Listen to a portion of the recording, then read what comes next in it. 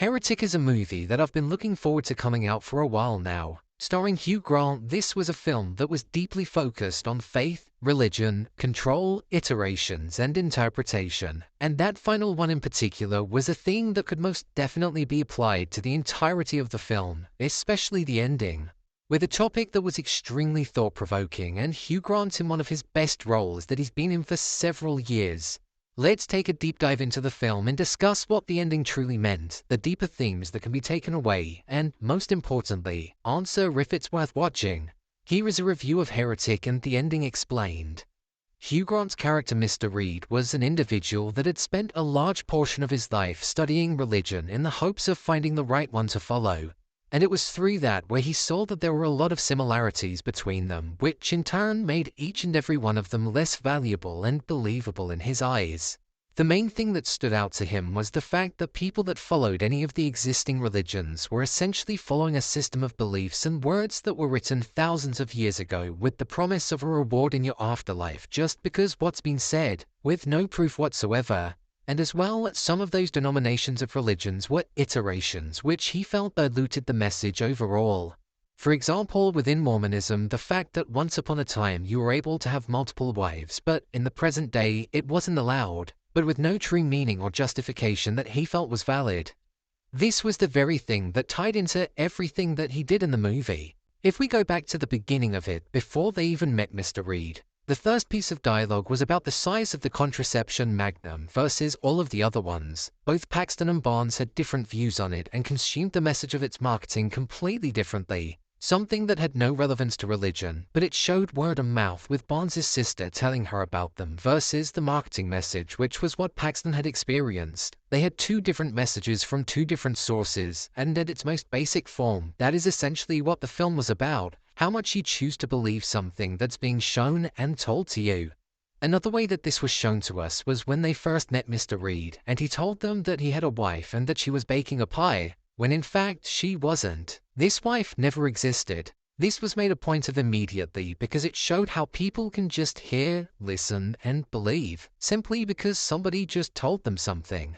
If you set the environment to make it believable, then it becomes it. For example, he had a candle that smelt like blueberry pie, he had a warm welcoming home with a sign on the wall, and he gave the impression that he was married, so why would you not believe him? The use of the game Monopoly was included, and also the song Creep by Radiohead was used to support the dilution point. Mr. Reed used these as examples because they weren't originals, but they were considerably more popular than the very game and song that inspired them. The Landlord's Game, which inspired Monopoly, and The Air That I Breathe, which inspired Creep. This whole explanation was mentioned to prove the point of iterations, and that as more and more iterations get created, the core message gets diluted. Mr. Reed used the example of Jesus Christ, a figure that featured in many other religious texts and also shared a lot of similarities with other prophet-type beings which dated back thousands of years before Jesus Christ came to be alive. So it essentially questioned the originality and authenticity of the story in which the Bible was telling, the one that many people choose to believe. Because, like Radiohead and like Monopoly, it was something which was done in a similar fashion before it was popular. As the story developed, it then spiraled dramatically into him putting the girls in his test in which he predicted every movement that they'd make, with the phrase of if they completed the test then they'd find the one true religion. Partway through the movie, Sister Barnes was killed by Mr. Reed because he stated that she'd be resurrected, just like how the Prophet was when he sent the original one into the basement to them. However, that didn't happen and Barnes bled out on the basement floor. Mr. Reed knew that she wouldn't be resurrected though because the Prophet wasn't in fact real. It was a double that was placed there as he had many people that were kept in cages underground. Mr. Reed did this because he wanted to show Sister Paxton the one thing that he believed all religions had, and it didn't matter which one it was, and that was control.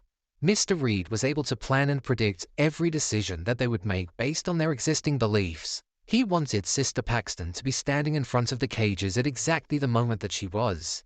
During the ending of the movie, we saw that Sister Paxton stabbed Mr. Reed with the hopes of escaping, but he then started to slowly die. Once Paxton was back in the basement, Mr. Reed appeared and he was about to stab and kill her.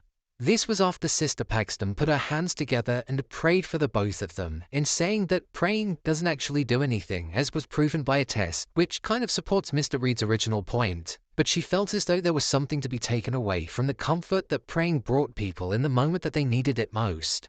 There was something about this moment which really stood out to me. Sister Paxton's hands being at the center of the frame as he cuddled up to her in his final moments, almost afraid of the very thing that he'd been taunting the girls with the entire evening. Death and what was in the afterlife. It was haunting yet beautiful, and he was about to find out. As Sister Paxton accepted her fate and was about to be stabbed, out of the blue, the plank of wood with nails in that got a focus in the first third of the movie was bashed into Mr. Reed's head, and he died. This was a moment that can be interpreted in two completely different ways. The first is that Sister Barnes did actually do that, and she stayed alive for the entirety of the film where she wasn't in it, but right at the end mustered up the strength to kill him, almost as if it was some kind of miracle. Or it can be seen in a way where Sister Paxton died in that very moment, and what she saw after was as she transitioned into the afterlife. For example, the prophet said that when they entered the afterlife, there was an angel-like being that appeared, which could well have been Sister Barnes when she awoke. And also, when Paxton left the house, she was in snow, something else that was similar to what the prophet described, cloud-like things that weren't clouds, the snow on the ground. Plus, she also had no signal on her phone, and the butterfly landed on her hand, but then it disappeared, almost as if it were a hallucination. If she did survive, could that have been Sister Barnes visiting her? This is because Paxton said that that would be the very way that she would return if she could visit people that she loved after death, and Barnes said that that was beautiful. It's left down to us to interpret the ending, because that is exactly what this movie was about: religion, iterations, and interpretations of it. We can choose to believe whatever we want, and with the ending, Paxton either lived or died. There was a miracle, and Barnes returned to life for a brief moment and saved Paxton. Or she didn't, and it was all just part of Paxton transitioning into the afterlife. And just like the afterlife, whilst we walk this earth, we'll never truly know. My review of the movie. Heretic was a movie that I was really looking forward to seeing, and it's safe to say that I wasn't disappointed. From the story to the performances to the visuals to the soundtrack and the open-ended nature of the ending. Everything was as thought-provoking and seamlessly integrated as I expected. It was definitely a slow film, but I think that went in its favor. We didn't really get to the fact that things would be taking a sinister turn for what felt like 45 minutes. Up until then, it was all just conversation-based and sensing that something was gonna go wrong, but I liked it as it took its time. I would quite comfortably argue that this is probably the best thing that I've seen Hugh Grant in for years. He played such a haunting, unsettling, disturbed individual that gave off nothing but intelligence with a smile from ear to ear on his face, and it sent shivers down my spine. He was a barefaced liar throughout the entirety of it, and he was a very evil individual. It was a movie that was relatively difficult to keep up with in the sense that if you're watching it, it requires your full attention, as if you don't give it that, then you'll be left behind. One thing that I did appreciate very much were the camera angles and the different ways that they were used. For example, a lot of the conversation in the living room was shot behind the head of the two missionaries, as if we were peeking behind them. We'd only see part of Mr. Reed's face, and it almost symbolized the fact that there was something that he was hiding. Plus, I also thought the use of the camera spiraling around the characters was a good decision too, because it not only reflected the complicated nature of the house and the fact that it was like a trap, but it also shone a light on the thought-provoking nature of the movie and the feelings and thoughts that the characters were having. Another thing that I noticed when watching this movie was the soundtrack and the fact that it was almost like a ticking clock and a countdown that was happening. A countdown to the crescendo of the movie, or a countdown to the door being opened. The main reason behind it was to definitely add tension, and it was a fantastic choice. The scene where the people that were locked in the cages were revealed to us was a really powerful one, used as the point of how religion enters people's lives after suffering and how they can become easier to control after experiencing severe trauma was symbolized by this, and it was a really interesting approach. Mr. Reed kept the people hungry and in a state of suffering so that they'd follow his commands, even killing one of them just to prove his point.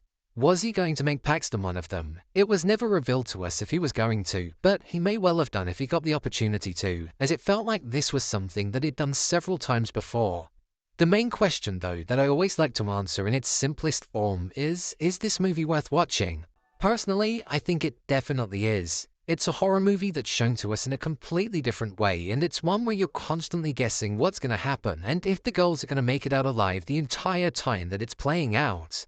Is it one that you need to see in the cinema? I'm not too sure, but it obviously adds to the experience, so I would recommend watching it in theaters while you can, as after you've finished it, on your journey home, you'll just be sitting there thinking about what you've just watched and what it all meant. I don't think you'll regret going to see this one. So, there you have it, a review of Heretic and the ending explained.